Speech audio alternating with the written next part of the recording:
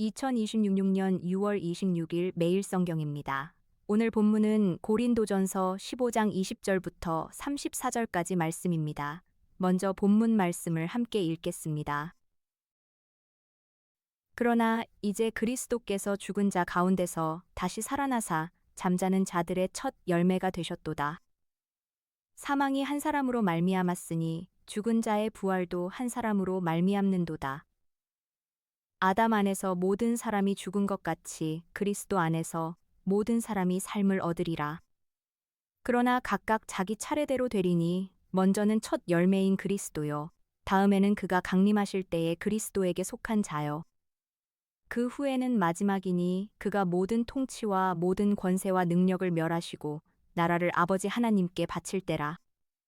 그가 모든 원수를 그 발 아래에 둘 때까지 반드시 왕 노릇 하시리니 맨 나중에 멸망받을 원수는 사망이니라.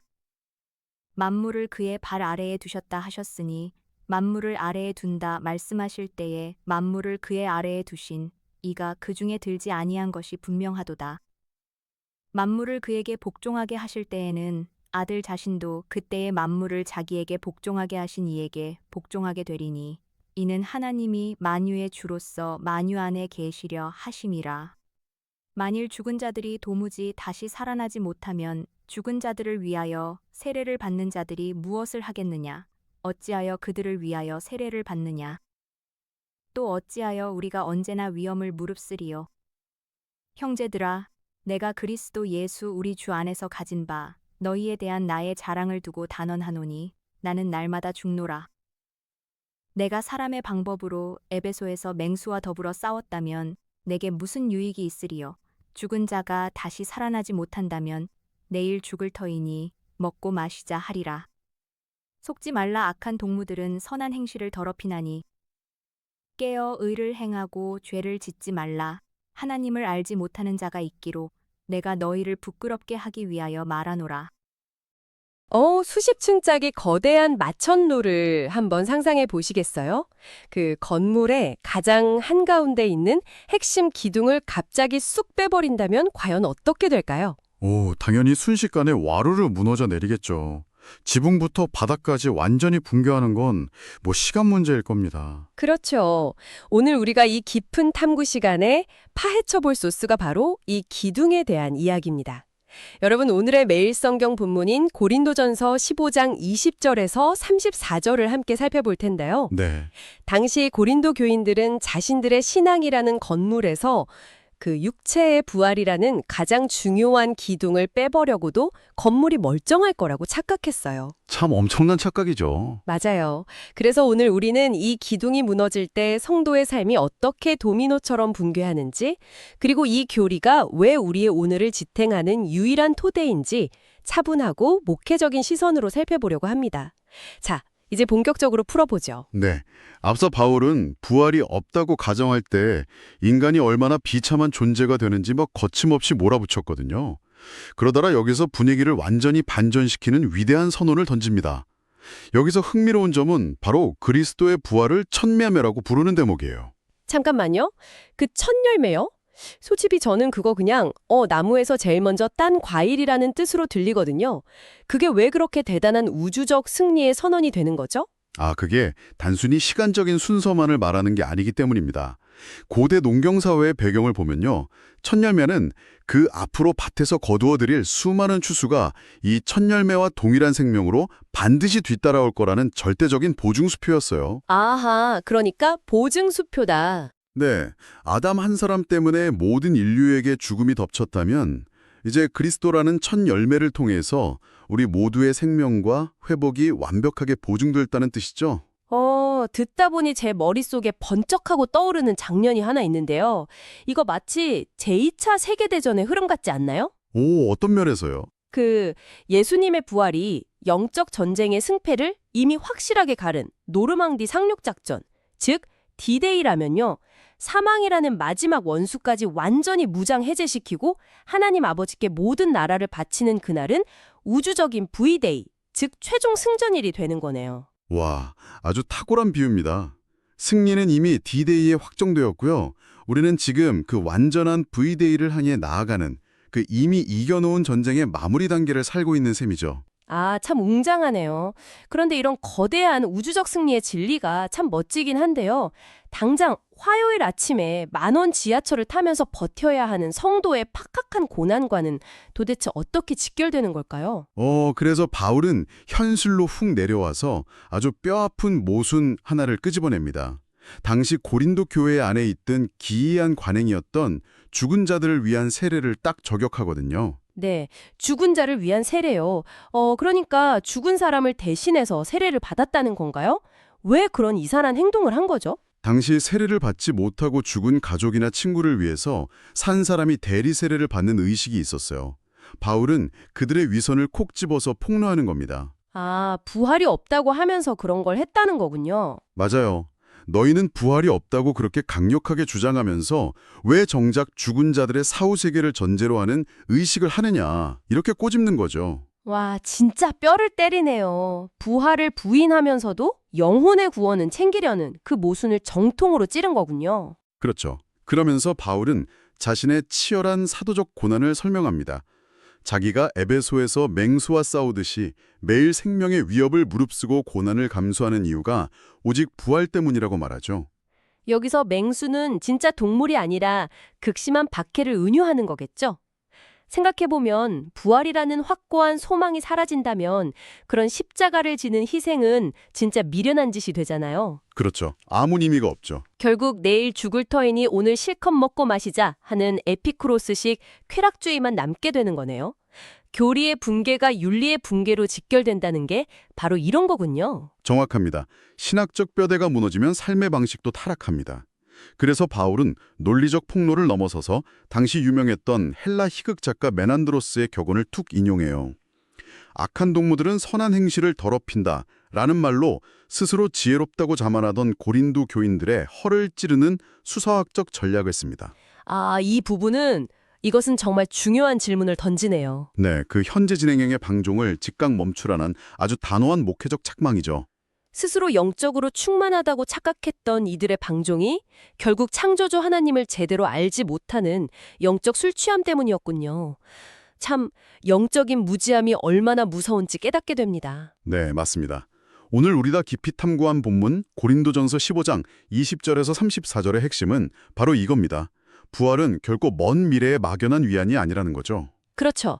당장의 현실을 살아낼 힘인 거잖아요. 네, 지금 이 땅에서 흔들림 없이 십자가의 고난을 견디게 하고 거룩함을 유지하게 만드는 가장 역동적인 동력이 바로 부활입니다. 오늘 이 깊은 담구를 마무리하면서 청취자 여러분께 이 질문을 던지고 싶습니다. 만약 오늘 밤 여러분의 삶이 끝난다면 오늘 하루 여러분이 흘린 땀과 수고는 내일 죽을 터이니 먹고 마시자는 찰나의 쾌락에 속한 것인가요? 아니면 부활의 첫 열매에 닻을 내린 결코 헛되지 않을 영원한 투자였나요? 이 질문을 붙들고 오늘 하루 일상 속에서 깊이 묵상해 보시길 바랍니다. 성경을 읽겠습니다. 시편 98편에서 100편 말씀입니다. 새 노래로 여호와께 찬송하라. 그는 기이한 일을 행하사 그의 오른손과 거룩한 팔로 자기를 위하여 구원을 베푸셨음이로다. 여호와께서 그의 구원을 알게 하시며 그의 공의를 문나라의 목전에서 명백히 나타내셨도다. 그가 이스라엘의 집에 베푸신 인자와 성실을 기억하셨으므로 땅 끝까지 이르는 모든 것이 우리 하나님의 구원을 보았도다. 온 땅이여 여호와께 즐거이 소리칠지어다. 소리내어 즐겁게 노래하며 찬송할지어다. 수금으로 여호와를 노래하라. 수금과 음성으로 노래할지어다. 나팔과 호각 소리로 왕이신 여호와 앞에 즐겁게 소리칠지어다. 바다와 거기 충만한 것과 세계와 그 중에 거주하는 자는 다 외칠지어다. 여호와 앞에서 큰 물은 박수할지어다. 산악이 함께 즐겁게 노래할지어다. 그가 땅을 심판하러 임하실 것이미로다. 그가 의로 세계를 판단하시며 공평으로 그의 백성을 심판하시리로다. 여호와께서 다스리시니 만민이 떨 것이요 여호와께서 그룹 사이에 좌정하시니 땅이 흔들릴 것이로다. 시온에 계시는 여호와는 위대하시고 모든 민족보다 높으시도다. 주의 크고 두려운 이름을 찬송할지니 그는 거룩하심이로다. 능력 있는 왕은 정의를 사랑하느니라. 주께서 공의를 견고하게 세우시고 주께서 야곱에게 정의와 공의를 행하시나이다. 너희는 여호와 우리 하나님을 높여 그의 발등상 앞에서 경배할지어다. 그는 거룩하시도다. 그의 제사장들 중에는 모세와 아론이 있고 그의 이름을 부르는 자들 중에는 사무엘이 있도다. 그들이 여호와께 간구함에 응답하셨도다. 여호와께서 구름 기둥 가운데서 그들에게 말씀하시니 그들은 그가 그들에게 주신 증거와 율례를 지켰도다. 여호와 우리 하나님이여 주께서는 그들에게 응답하셨고 그들의 행한 대로 갚기는 하셨으나 그들을 용서하신 하나님이시니이다. 너희는 여호와 우리 하나님을 높이고 그 성산에서 예배할지어다. 여호와 우리 하나님은 거룩하심이로다. 온 땅이여 여호와께 즐거운 찬송을 부를지어다. 기쁨으로 여호와를 섬기며 노래하면서 그의 앞에 나아갈지어다. 여호와가 우리 하나님이신 줄 너희는 알지어다. 그는 우리를 지으신 이요 우리는 그의 것이니 그의 백성이요 그의 기르시는 양이로다. 감사함으로 그의 문에 들어가며 찬송함으로 그의 궁정에 들어가서 그에게 감사하며 그의 이름을 송축할지어다. 여호와는 선하시니 그의 인자하심이 영원하고 그의 성실하심이 대대에 이르리로다. 오늘의 뉴스를 듣고 함께 기도하겠습니다. 국방부가 새로 설치되는 국방방첩본부의 직무 범위를 정한 대통령령안을 입법 예고하며 장병과 민간인에 대한 동향조사 금지를 명문화했습니다. 군 방첩 기능을 유지하되 정치 관여와 인권 침해 우려를 줄이기 위한 제도 정비가 함께 요구됩니다. 코로나19 이후 자영업자의 부채 부담을 덜기 위해 운영되는 세출 발기금이 가상 자산과 비상장 장주식까지 재산 심사에 반영하는 체계를 갖췄습니다. 금융당국은 실제 상환 능력을 더 정확히 보겠다는 취지이지만 생계 회복이 필요한 취약 자영업자에게 제도가 공정하고 세심하게 적용되는지가 중요합니다. 교육부가 학령 인구 감소와 고교 학점제, 인공지능 인재 양성 수요를 함께 고려한 2027년부터 2030년까지의 초중등 교원 수급 계획을 발표했습니다. 내년 신규 채용 규모는 일부 조정되지만 지역과 학교 현장에서는 교사 배치와 교육의 질을 함께 살피는 논의가 이어지고 있습니다. 베네수엘라에서 규모 7.5 안팎의 연쇄 강진이 발생해 현재까지 최소 32명이 숨지고 700명이 다친 것으로 전해졌습니다. 미국이 구조팀을 급파하겠다고 밝힌 가운데 여진과 추가 피해 가능성 때문에 현지 주민들의 안전과 구호가 시급한 상황입니다. 술라 종족은 인도네시아의 섬 지역에 거주하는 미전 도종족으로 인구는 9만 4천 명이고 주요 종교는 이슬람이며 복음주의 비율은 0%입니다. 성경 일부 번역과 예수 영화 자료가 준비되어 있지만 현지 신앙 공동체가 매우 적어 신뢰할 만한 관계 속에서 말씀을 들을 기회가 필요한 상황입니다. 함께 기도합시다. 군과 공권력의 제도 개편이 국민의 자유와 인권을 보호하는 방향으로 이루어지고 권한을 맡은 이들이 두려움보다 책임과 절제로 섬기도록 기도합시다. 빚의 무게를 안고 버티는 자영업자와 가정들이 정직한 도움과 회복의 길을 얻고 금융제도가 약한 이들을 더 깊은 절망으로 밀어넣지 않도록 기도합시다. 학생 수 변화와 새 교육 수요를 반영하는 교원 수급 정책이 숫자의 조정에만 머물지 않고 아이들과 교사와 지역 학교를 함께 살리는 지혜로운 길로 세워지도록 기도합시다. 베네수엘라 지진 피해자들이 필요한 구조와 치료와 거처를 속히 얻고 여진의 두려움 속에 있는 주민들과 구조대가 보호와 회복의 길을 만나도록 기도합시다. 술라 사람들이 두려움 없이 신뢰할 만한 이웃과 말씀을 만나고 이미 준비된 성경 일부 번역과 예수 영화 자료가 실제 복음의 통로로 쓰이도록 기도합시다. 나라와 민족, 열방 선교지와 섬기는 교회를 위해 기도합시다.